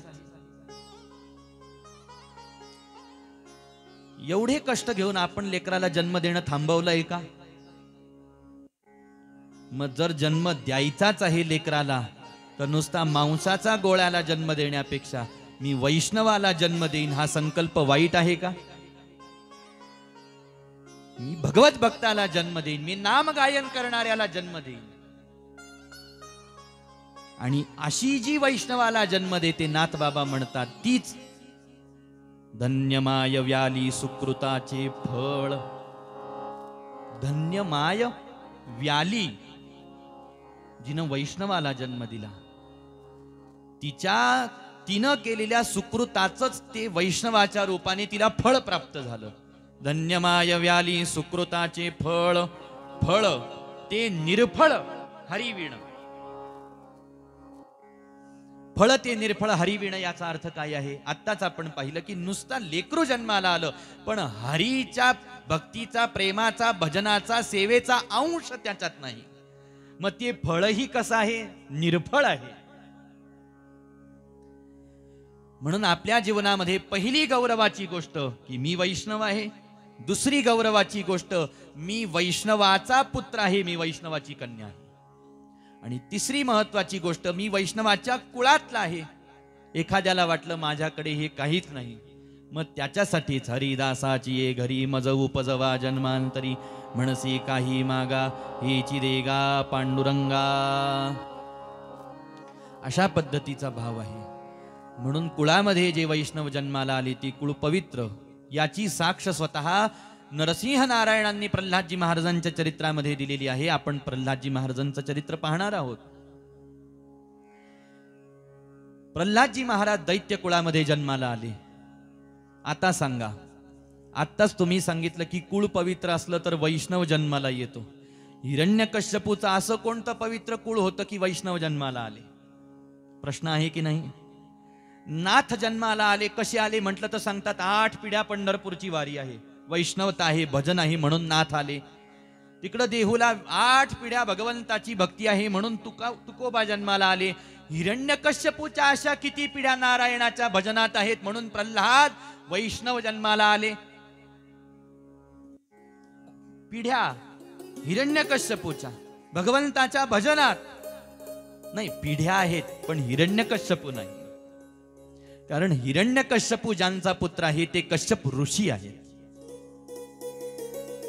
हा शापाच्या प्रभावाने आणि यांच्या चुकल्या कर्माने यांच्या घरी असुर जन्माला आले. नसता हिरण्यकश्यपूचं किंवा प्रल्हादजी महाराजांचं कुळ अपवित्र नाही महाराज, फक्त हिरण्यकश्यपू नावाचं जी बीज आहे ते अपवित्र आहे. लक्षात आलं असेल साऱ्यांच्या. म्हणून पहा, कश्यप ऋषी आहेत. इथं आजही एखादं वैदिक कर्म करताना आपण बसतो, गुरुजी आपल्याला आपलं गोत्र विचारतात. गोत्र याचा अर्थ कोणत्या ऋषींच्या कुळामध्ये आपण जन्माला आलो त्या ऋषीचं नाव घ्या. बरीच मंडळी अशी असतात ज्यांना आपलं गोत्र माहीत नसतं, की आम्हाला गोत्र माहीत नाही, कोणत्या ऋषींचा काय नाव घ्यावं आम्ही. त्यावेळेला पर्याय उपलब्ध आहे की काश्यप गोत्रोत्पन्नस्य असं म्हणावं. मी काश्यप ऋषींच्या कुळातला आहे बा, ठीक आहे, त्याला कर्माचा अधिकार प्राप्त होतो. शेवटी जिथं कोणत्या ऋषीचं मूळ सापडत नाही तिथं कश्यप आहेत. कारण हा सारा विस्तार त्यांच्या पुत्रांचा आहे, त्यांच्या कन्यांचा आहे असं वर्णन आहे. म्हणून हिरण्यकश्यपूचं कुळ अपवित्र आहे का? नाही. आता प्रकार पहा कसा झाला. ऋषींच्या घरात असुर आणि असुरांच्या घरात पुन्हा भक्त. मग ही मधली फळी कस काय बिघडली? याला 2 कारण. एक कारण शाप आणि दुसरं कारण, बरं शाप यांच्या माथी का आला? शाप तर जय विजयांना भेटला होता ना. मग जय विजयांनी डायरेक्ट असुर म्हणून असं टपकायला पाहिजे होतं. आधी दितीच्या उदरी का जन्माला आले? त्या दिवशी काल आपण हा सविस्तर विषय पाहिला नाही, भाग पाहिला नाही, पण काही शब्दांच्या वाक्यांच्या मर्यादा येऊन जातात की पवित्र वेळेला अपवित्र कर्म घडलं दिती आणि कश्यपांकडून. संततीला जन्म द्यायचा आहे तरी सुद्धा त्याच्यासाठी वेदादी शास्त्रांनी कालाची योजना केलेली आहे. असो, या वक्तव्यावरून अनेक जण अडचणीमध्ये सुद्धा आले. गोपाल कृष्ण भगवान की जय. कारण या देशामध्ये वैज्ञानिकाच्या प्रक्रियेतून जर का सिद्धांत सांगितला गेला तर तो कौतुकाचा ठरतो, आणि ऋषी मुनी धर्मशास्त्राच्या आधाराने सांगितला तर तो गुन्हा ठरतो. गोपाल कृष्ण भगवान की जय असं आहे. मग ते सत्य असलं तरी सुद्धा पचत नाही समाजाला.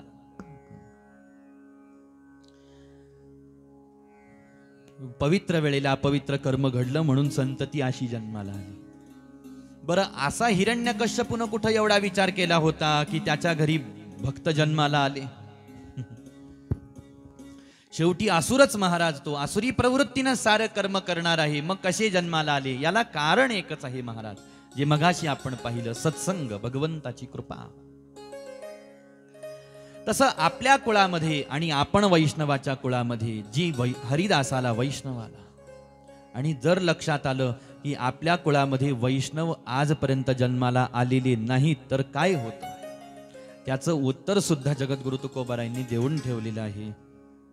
जये कुळी नाही एकही वैष्णव, त्याचा बुडे भवनदी ताफा. ताफा म्हणजे कुळ, या अर्थाने ताफा शब्द वापरला की ज्या कुळामध्ये वैष्णव जन्माला येत नाही त्या कुळाचा ताफा नरकात भवनदीमध्ये बुडून पुन्हा या जन्म मृत्यूच्या चक्रामध्ये पडतो. म्हणून अपेक्षा कुळामध्ये एका वैष्णवाची. तो वैष्णवही धन्य असतो, त्याला जन्म देणारी आईही धन्य असते, आणि तो ज्या कुळामध्ये जन्माला आला ते कुळही धन्य असतं. म्हणून तर धन्य महाराज जन्मले संसारी, धन्य महाराज जन्मले संसारी, धन्य महाराज जन्मले संसार, धन्य महाराज जन्मले संसार, धन्य महाराज जन्मले संसारी, धन्य महाराज जन्मले संसारी.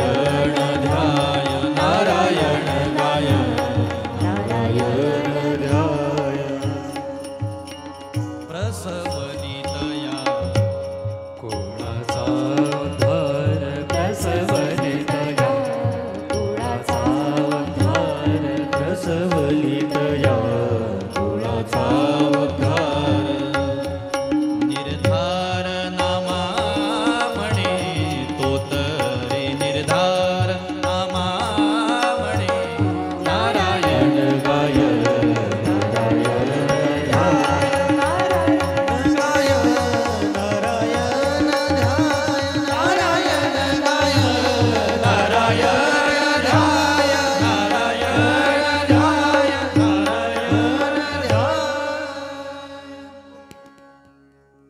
प्रसवली तया कुळाचा उद्धार तो तरी निर्धार नामा म्हणे. म्हणून या प्रमाणाला अनुसरून आता एक कृती करू आपण की अशा वैष्णवाला जन्म देणाऱ्या माता पित्यांना अगोदर वंदन करू. त्या माता पित्यांना वंदन करू, त्यांच्या कुळाला नमस्कार करू आणि त्यांच्या त्या वैष्णवतेला आपण नमस्कार करू.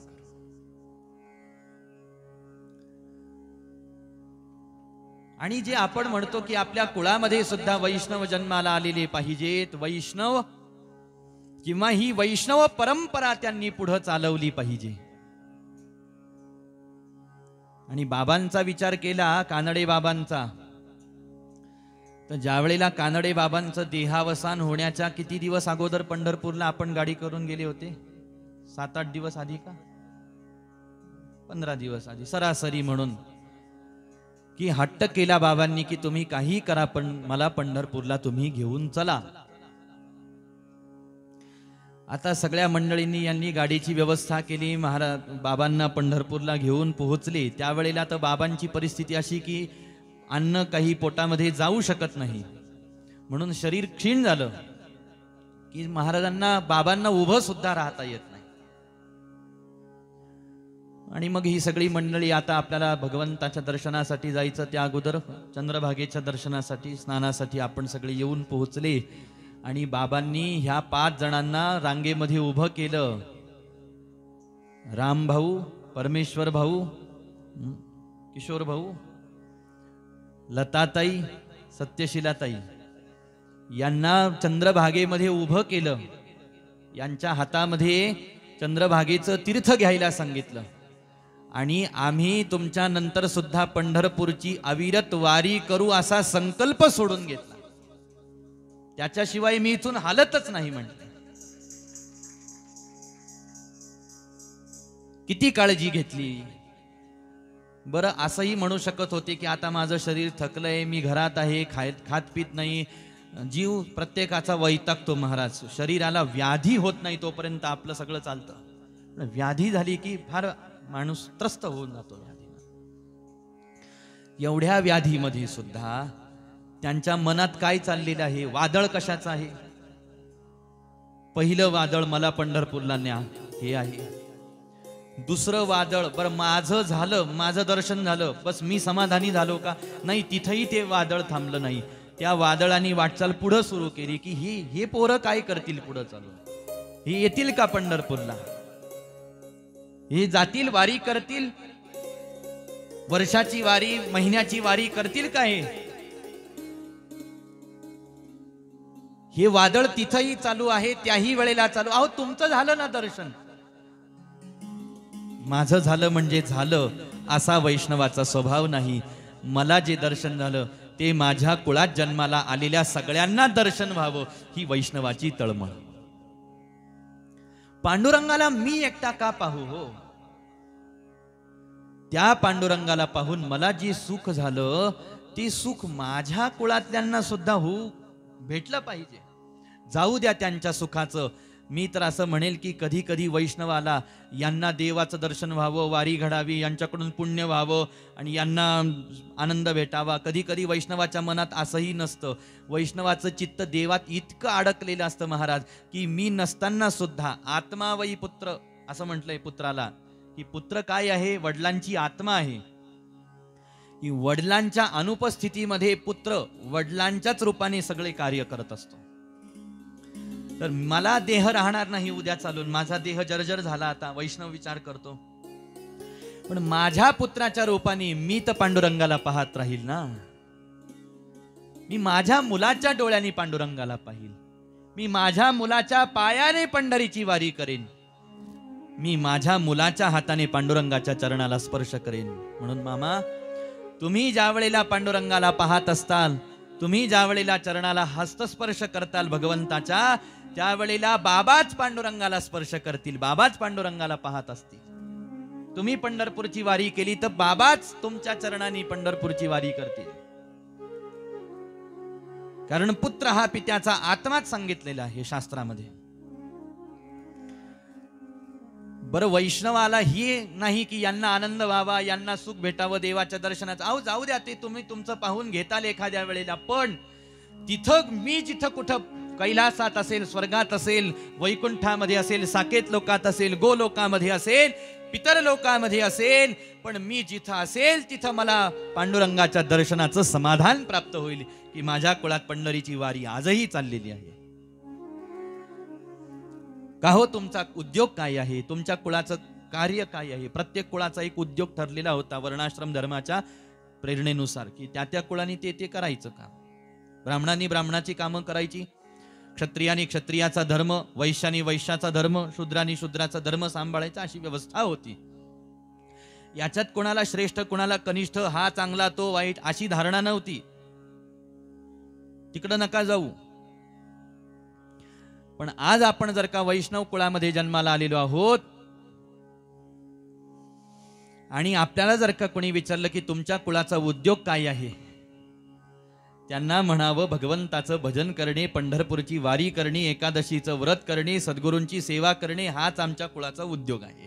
गोपाल कृष्ण भगवान की जय. पंढरीची वारी आहे माझी घरी, पंढरीची वारी आहे माझी घरी, पंढरीची वारी आहे माझे घरी, पंढरीची वारी आहे माझे घरी,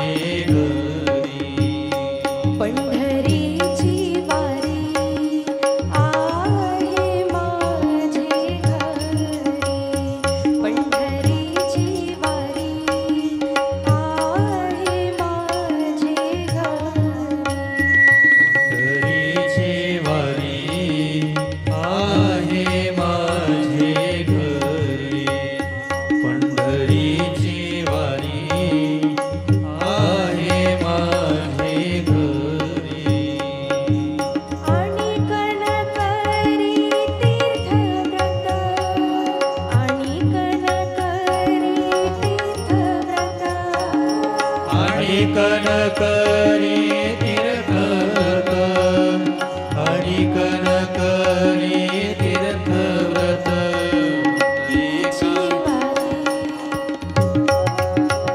व्रत एकादशी करीन उपवासी, व्रत एकादशी करीन उपवासी, व्रत एकादशी करीन उपवासी. गायीन हरनिशि मुखी नाम, गायीन हरनिशि मुखी नाम, गायन हरनिशि मुखी नाम, गायन हरनिशि मुखी नाम, व्रत एकादशी करीन उपवासी, व्रत एकादशी करीन उपवासी. नाम विठोबाचे घेईन मी वाचे, नाम विठोबाचे घेईन मी वाचे,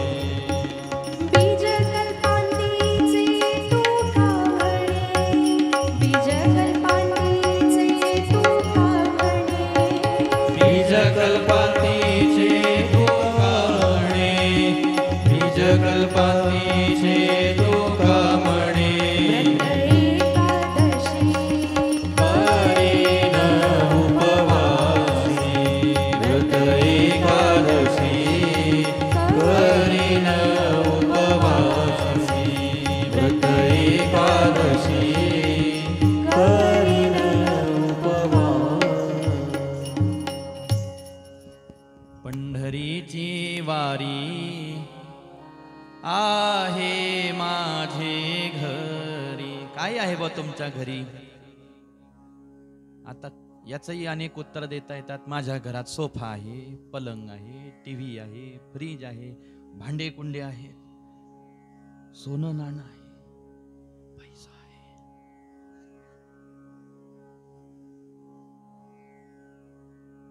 माणसं आहेत, सगळं आहे, कुत्रे मांजरे आहेत, ढोरं जनावर आहेत.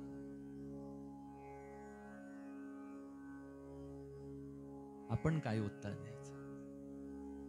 पंढरीची वारी आहे माझे घरी, दुसरं काही नाही. आणि कनकरी तीर्थ व्रत, आणि कनकरी तीर्थ व्रत. मग काय व्रत करतात? व्रत एकादशी करीन उपवासी.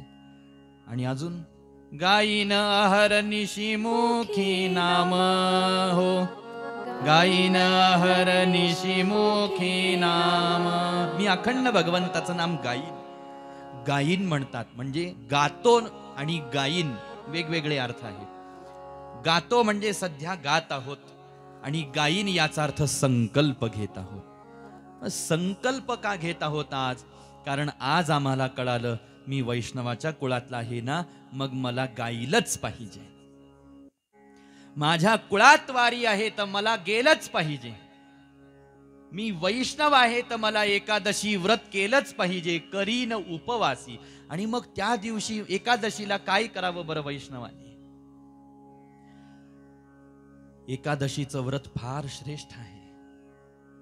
सूर्यवंशामध्ये राजा अंबरीश होऊन गेले महाराज, आणि परम भागवत भक्तांमध्ये अंबरीश राजांचं नाव आहे. या अंबरीश राजांनी एकादशीचं फार निष्ठेने व्रत केलं, दुसरं काहीच केलं नाही. एकादशीच्या व्रताचा विचार जर का केला तर सर्वसाधारण 3 दिवस हे व्रत केलं जात असतं. एकादशीचा दिवस म्हणजे नुसता एकादशीचा दिवस म्हणजे व्रताचा दिवस आहे असं कधी मानायचं नाही. दशमी, एकादशी आणि द्वादशी हे 3 दिवस मिळून एकादशीचं व्रत होत असतं. दशमीच्या दिवशी एकच वेळ आहार सेवन करावा, नंतर आहार सेवन करू नये, मौन धारण करावं, भगवंताचं नाम संकीर्तन करायला सुरू करावं, वाचन करावं, भजन करावं. हा झाला दशमीचा दिवस. एकादशीच्या दिवशी भगवंताचा अभिषेक करावा, पूजन करावं, भगवंताला तुलसी अर्चन करावं. महाराज सुंदर भगवंताच्या सद्गुरूंच्या सहवासात राहावं, दिवसभर भजन करावं, मौन सांभाळावं, नामसंकीर्तन करावं, आणि कोणत्याही प्रकारचा आहार घेऊ नये, निराहार राहावं असं सांगितलं. निराहार राहावं, भजन करावं पूर्ण दिवसभर. आणि एकादशीच्या दिवशी कोणत्याही प्रकारच्या भोगाच्या दृष्टीनं शारीरिक क्रियाकलाप करू नये. एकादशीच्या दिवशी दिवसा झोपायला सुद्धा शास्त्राची परवानगी नाही, झोपू सुद्धा नाही कोणत्याही प्रकारची. तसं तर शास्त्रामध्ये सूर्योदय झाल्यानंतर झोपायची परवानगीच नाही, दिवसा झोपण्याचा विधीच नाही महाराज. हा विधी अध्यात्माच्या शास्त्रात साधकीय दृष्टिकोनातून सुद्धा नाही, आणि आयुर्वेदाच्या म्हणजे शारीरिक शास्त्राच्या दृष्टीने सुद्धा नाही.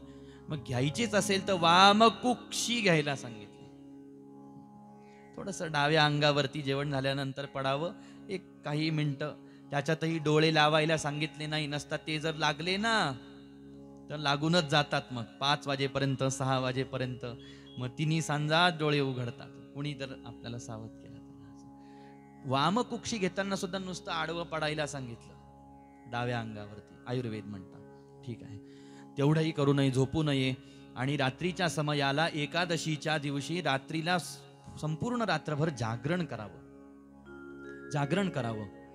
सकाळी पुन्हा स्नान करून पुन्हा भगवंताचं पूजन करावं, आरती इत्यादी करावी, आणि सूर्योदयाच्या आत आपला उपवास सुटला पाहिजे. पारणं करावं, त्याला पारणं म्हणतात. पारणं करून घ्यावं महाराज, आणि पुन्हा काही सेवन करू नये. आणि मग हे 3 दिवसांचं असं व्रत आपलं एकादशीचं होत असतं.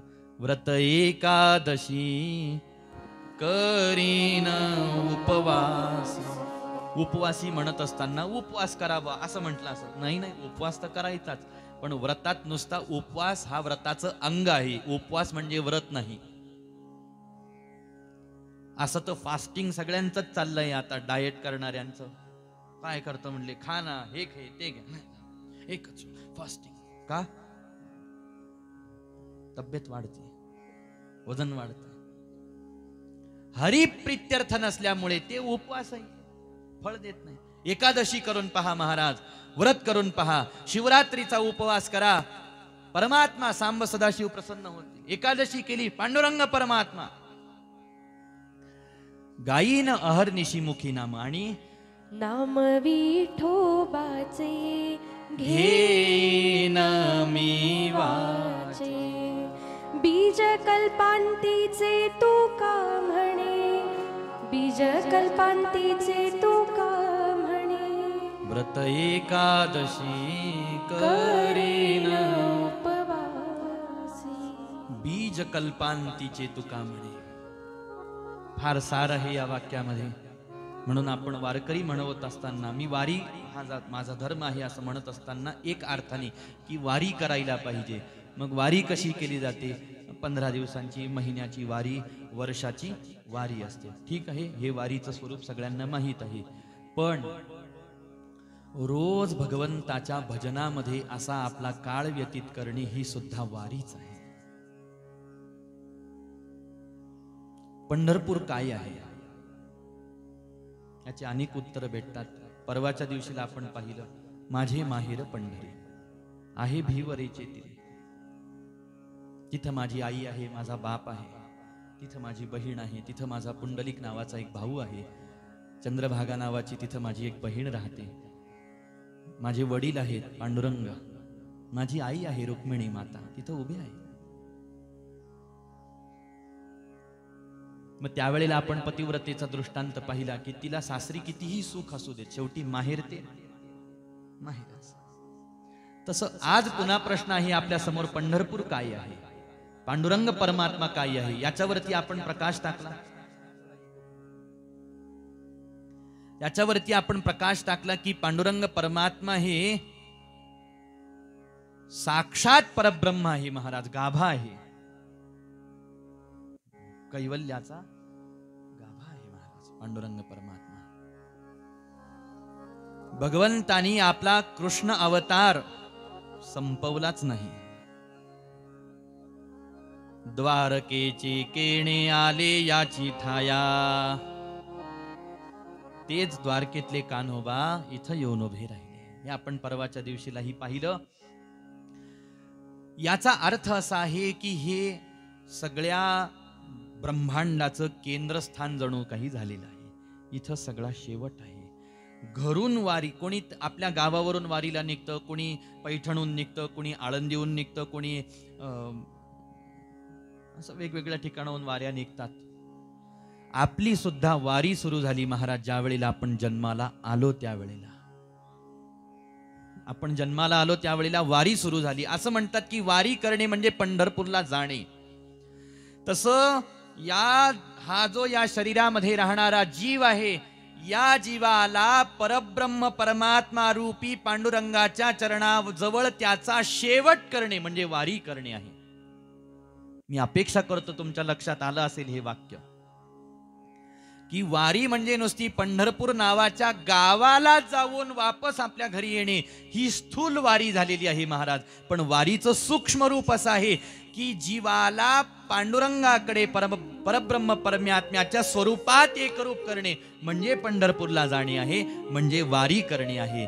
आणि आता हे पुन्हा एक प्रश्न, झालोय का भगवंताच्या स्वरूपाशी एकरूप आपण?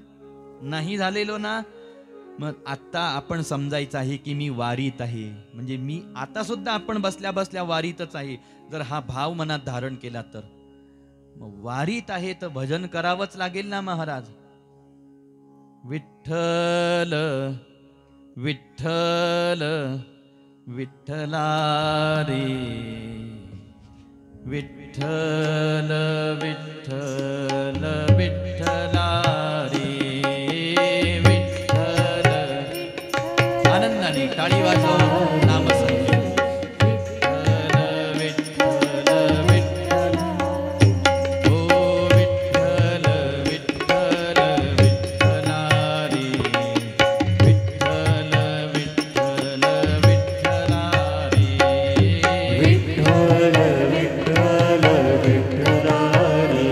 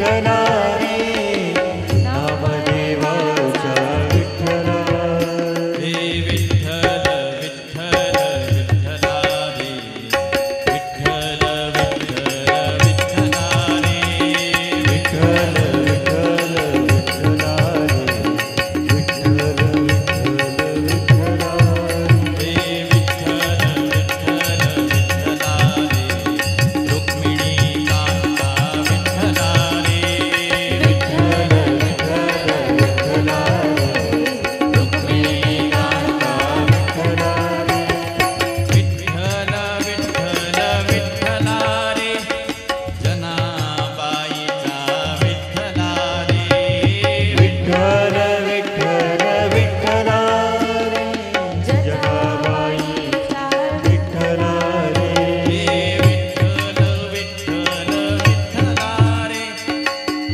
कान्होपात्राचा विठ्ठला रे विठ्ठल विठ्ठल विठ्ठला रे कान्होपात्राचा विठ्ठला रे हे विठ्ठल विठ्ठल विठ्ठला रे सखूबाईचा विठ्ठला रे विठ्ठल विठ्ठल विठ्ठला रे सखुबाईचा विठ्ठला रे हे विठ्ठल विठ्ठल विठ्ठला रे सोयराबाईचा विठ्ठला रे विठ्ठल विठ्ठल विठ्ठला रे सोयराबाईचा विठ्ठला रे विठ्ठल विठ्ठल विठ्ठला रे विठ्ठल विठ्ठल विठ्ठला रे विठ्ठल विठ्ठल विठ्ठला रे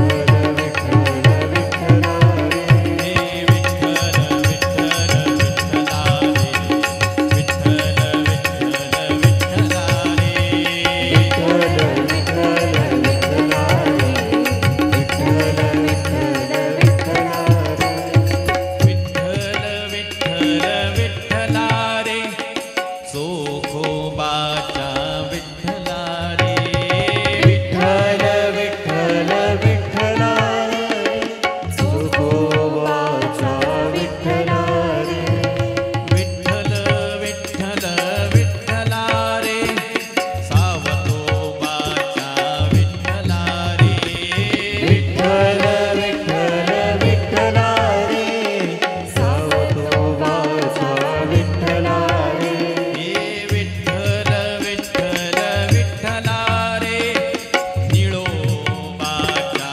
विठ्ठला रे विठ्ठल विठ्ठल विठ्ठला रे निळोबाचा विठ्ठला रे विठ्ठल विठ्ठल विठ्ठला रे मुक्ताबाईच्या विठ्ठला रे विठ्ठल विठ्ठल विठ्ठला रे मुक्ताबाईचा विठ्ठला रे हे विठ्ठल विठ्ठल विठ्ठला रे विठ्ठल विठ्ठल विठ्ठला रे विठ्ठल विठ्ठल विठ्ठला रे विठ्ठल विठ्ठल विठ्ठला रे हे विठ्ठल विठ्ठल विठ्ठला रे विठ्ठल विठ्ठल विठ्ठला रे ओ विठ्ठल विठ्ठल विठ्ठला रे विठ्ठल विठ्ठल विठ्ठला रे विठ्ठल विठ्ठल विठ्ठला रे गोरोबाचा विठ्ठला रे विठ्ठल विठ्ठल विठ्ठला रे गोरोबाचा विठ्ठला रे विठ्ठल विठ्ठल विठ्ठला रे विसोबाचा विठ्ठला रे विठ्ठल विठ्ठल विठ्ठला रे विसोबाचा विठ्ठला रे विठ्ठल विठ्ठल विठ्ठला रे तुमच्या माझ्या विठ्ठला रे विठ्ठल विठ्ठल विठ्ठला रे तुमच्या माझ्या विठ्ठला रे ओ विठ्ठल विठ्ठल विठ्ठला रे माझ्या तुमच्या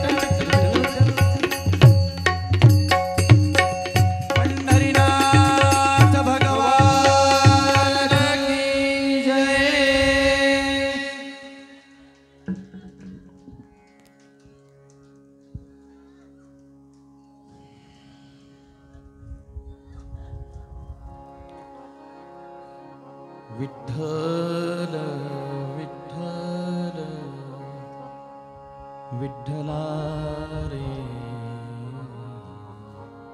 माझ्या विठ्ठल विठ्ठल विठ्ठला रे विठ्ठल विठ्ठल विठ्ठला रे माझ्या विठ्ठल विठ्ठल विठ्ठला रे विठ्ठल विठ्ठल विठ्ठला रे माझ्या विठ्ठल विठ्ठल विठ्ठला रे विठ्ठल विठ्ठल विठ्ठला रे माझ्या माय बापा विठ्ठला रे माझ्या प्राण सख्या तू विठ्ठला रे विठ्ठल विठ्ठल विठ्ठला रे विठ्ठल विठ्ठल विठ्ठला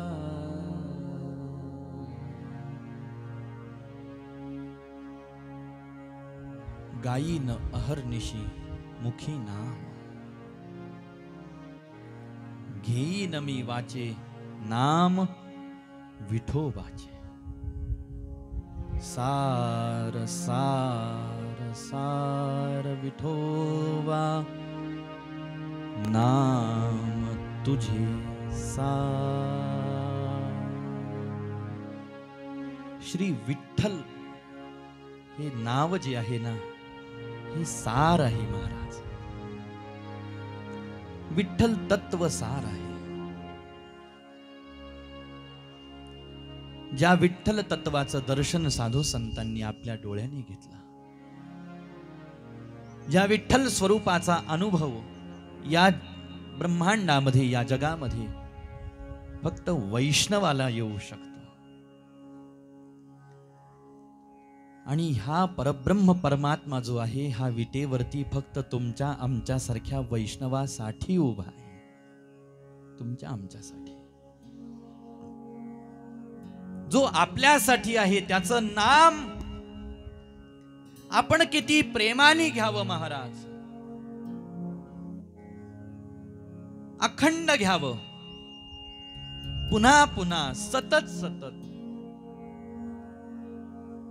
या नामाचा आश्रय घेऊन आपण त्याला हाक मारावी विठ्ठला विठ्ठल विठ्ठल विठ्ठला रे माझ्या माय बापा विठ्ठला रे या त्याच्या पवित्र नामाचा उच्चार करावा आणि या सार नामाच्या माध्यमातून त्या परम पवित्र सार तत्वापर्यंत तुम्हाला मला जाऊन पोहोचायचं असतं शेवटी भागवत काय करत आहे आज आपल्या हरिकथेचा 5वा दिवस आहे आणि आज असं सांगितलं की क्रमामध्ये आज श्रीकृष्ण जन्म होणार आहे याचाच अर्थ असा आहे महाराज की ह्या वैष्णवतेच्या प्रभावाने आज हरी प्रगट होणार आहे आज हरी प्रागट्य होणार आहे ज्या वेळेला डोळ्यामधून अश्रू बिंदू वाहतात ज्या वेळेला हे शरीर हे पाय हे हात नाम संकीर्तनामध्ये दंग होऊन जातात पाय पावली खेळतात हाताने टाळी वाजवली जाते मुख भगवंताचा नामाचा उच्चार करत आहे कान नाम ऐकत आहेत आणि हृदय हे हरी म्हणून त्याला आवाज देत आहे महाराज पुन्हा पुन्हा पुन्हा पुन्हा त्याच्या पवित्र चरणांचं स्मरण करत त्याच्यावरती समर्पित होत आहे आणि भागवत 1, 2, 3, 4 या 4 दिवसांच्या वाटेपासून आपल्याला चालवत आहे आणि त्या शुद्ध सार तत्वापर्यंत भागवत आपल्याला घेऊन येत आहे, ज्याला हरी प्रागट्य असं म्हणतात, ज्यालाच श्रीकृष्ण जन्म असं म्हणतात. गोपाल कृष्ण भगवान की जय. म्हणून असा जो वैष्णव, असा नामातंग, असा प्रेमाने ओथंबलेला कोण आहे या जगात, त्याला आपल्याला पाहायचं आहे. जो शाम पर फिदा हो,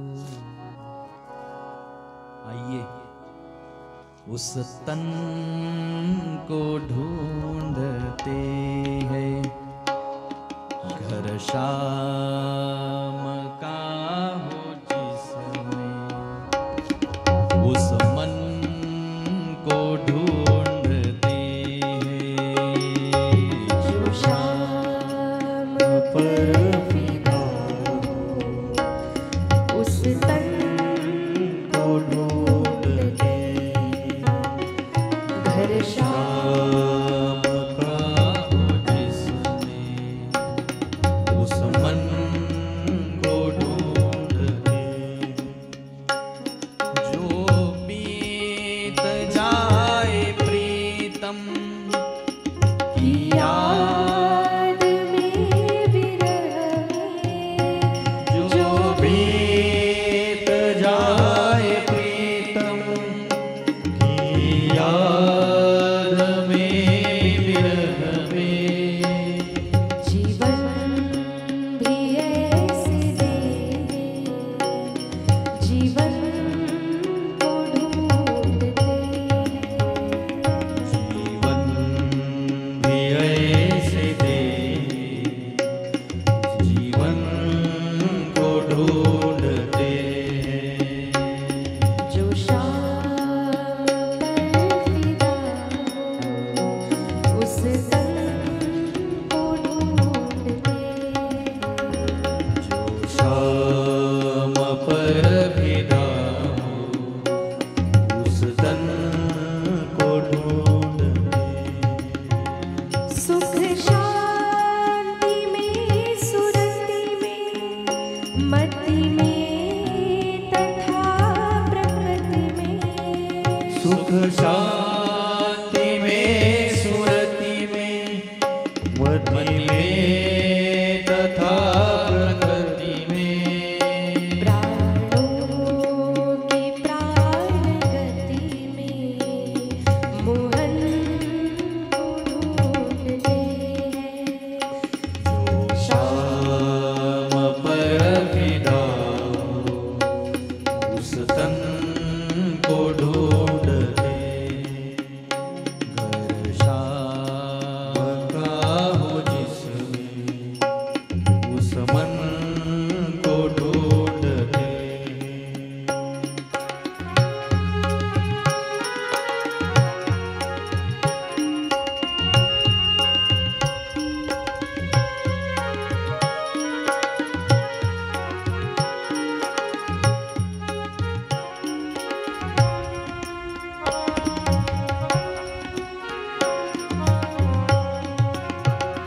बंधता है जिसमें आकर, वह ब्रह्म मुक्त बंधन.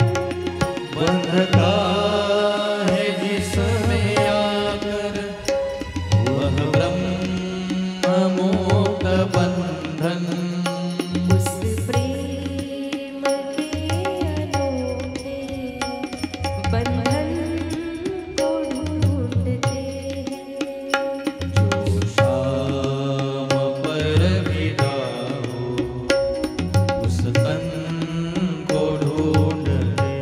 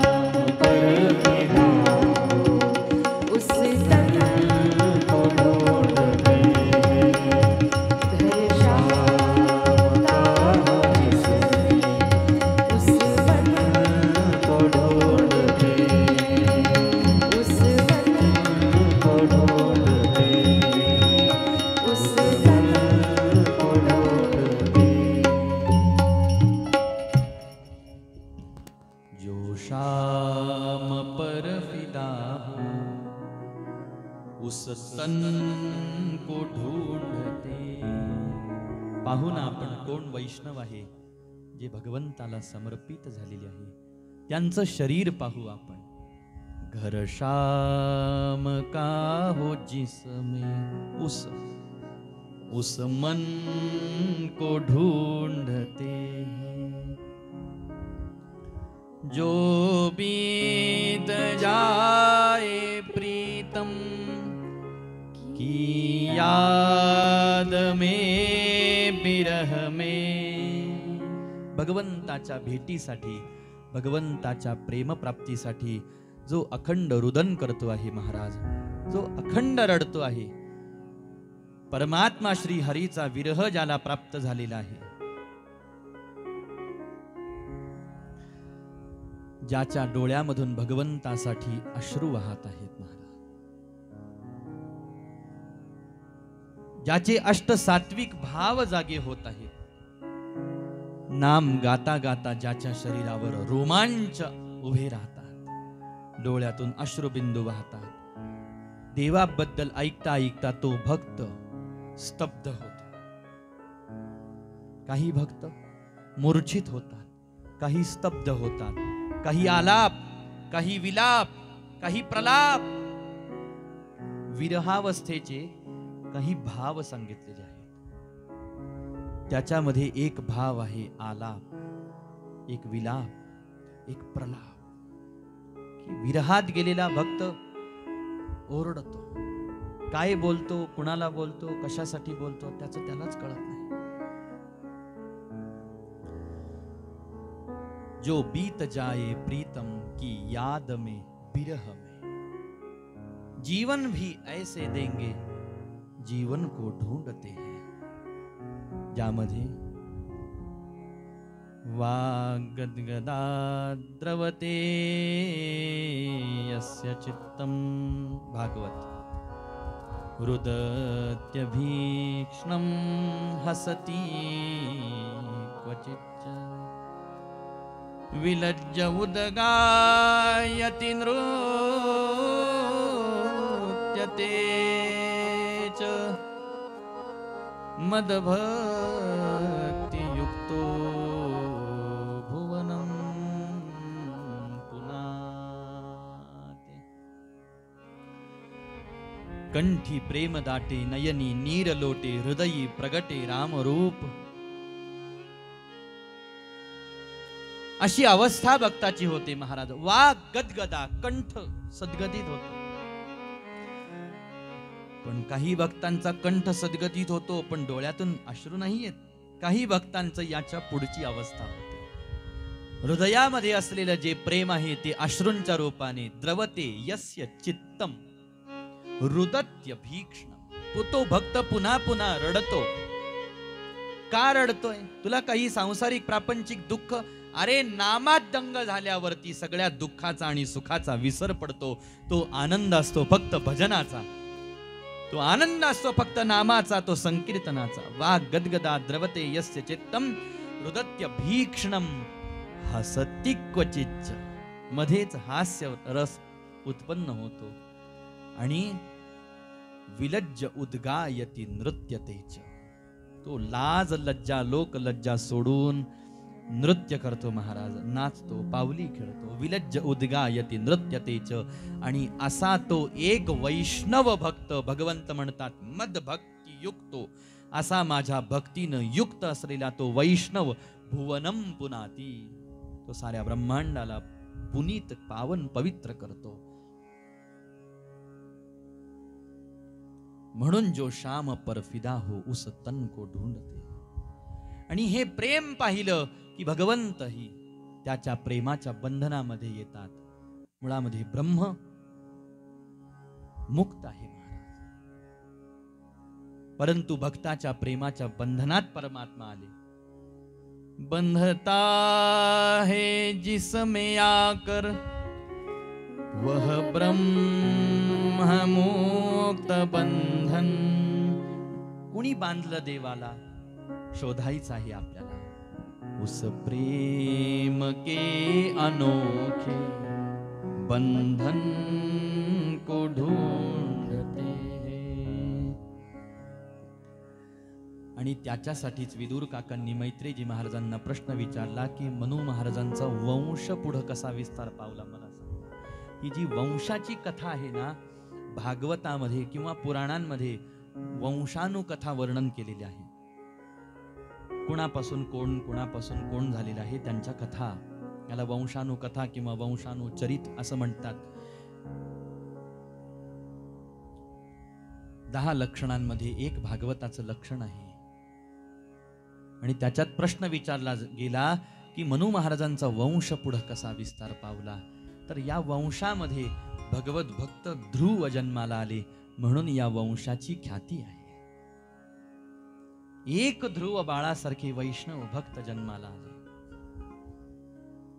म्हणून या वंशाची महती कीर्ती भागवतामध्ये गायन केली. जिथपर्यंत आपण आलेलो होतो की प्रश्न विचारला मनू महाराजांचा वंश पुढे कसा विस्तार पावला मला सांगा. शुकदेवजी महाराज राजा परीक्षितींना सूतजी महाराज शौनकादी ऋषींना सांगत आहेत की उत्तानपाद नावाचे राजे होते ज्यांना 2 राण्या आहेत आणि जी नावडती राणी आहे सुनीती, या सुनीतीपासून उत्तानपाद राजाला ध्रुव नावाचे पुत्र झालेले आहेत. या ध्रुव नावाच्या पुत्राला एक दिवस आपल्या वडिलांच्या मांडीवरती बसायची इच्छा झाली, परंतु त्या ध्रुवाची जी सावत्र आई आहे सुरुची, तिनं ध्रुव बाळाला बसू दिलं नाही. आणि त्यावेळेला ध्रुव बाळ आई जवळ आले आणि रडत रडत आपलं दुःख सांगायला लागले. आणि त्यावेळेला आईनं सांगितलं, बेटा अरे काय तू प्रपंच संसारासाठी रडतो आहेस, रडायचंच असेल तर भगवंताच्या भेटीसाठी रड, बसायचंच असेल तर हरीच्या मांडीवरती बसण्यासाठी रड बेटा, तुला जगायचंच असेल तर भगवंताला प्रसन्न करण्यासाठी जग, आणि मरायचं असेल तर भगवंताचा भक्त म्हणून मर.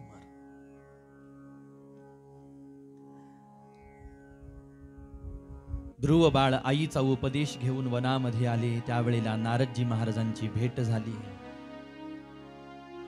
आणि नारदजी महाराजांनी अशा अधिकारी सत्शिष्याला पाहून अनुग्रह मंत्र दान केला.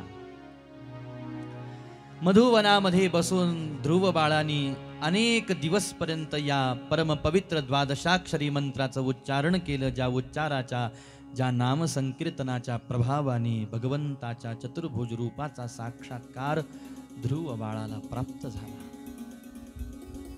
आणि ध्रुव बाळ भगवंताचं ते विलोभनीय स्वरूप आपल्या डोळ्यांनी पाहत आनंद भोगत आहेत.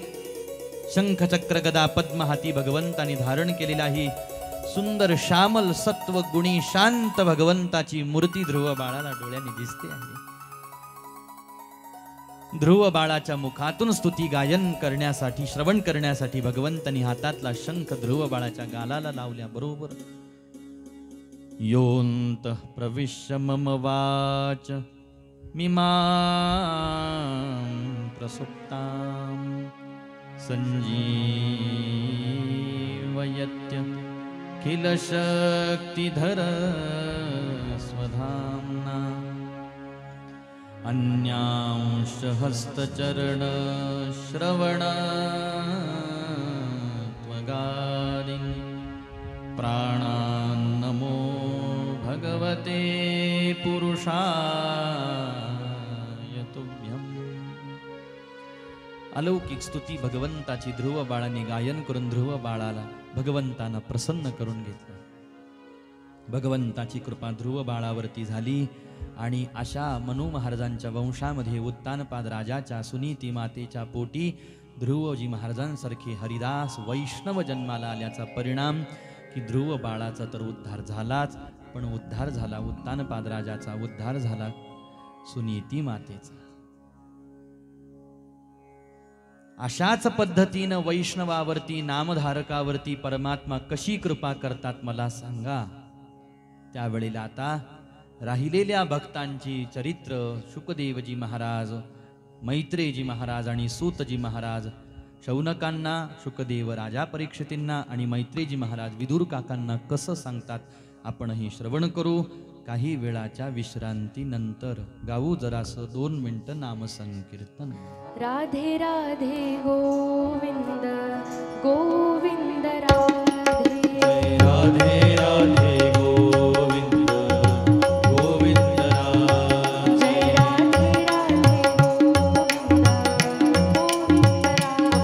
जय राधे राधे गोविंद गोविंद राधे गोविंद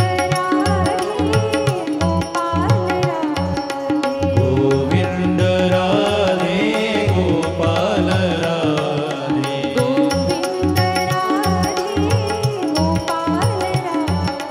गोविंद राधे गोपाल राधे जय राधे राधे गोविंद गोविंद राधे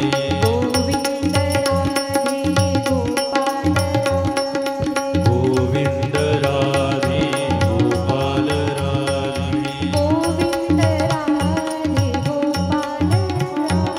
गोविंद राधे गोपाल राधे गोविंद राधे गोपाल राधे गोपाल कृष्ण भगवान की जय श्री शुकदेव भगवान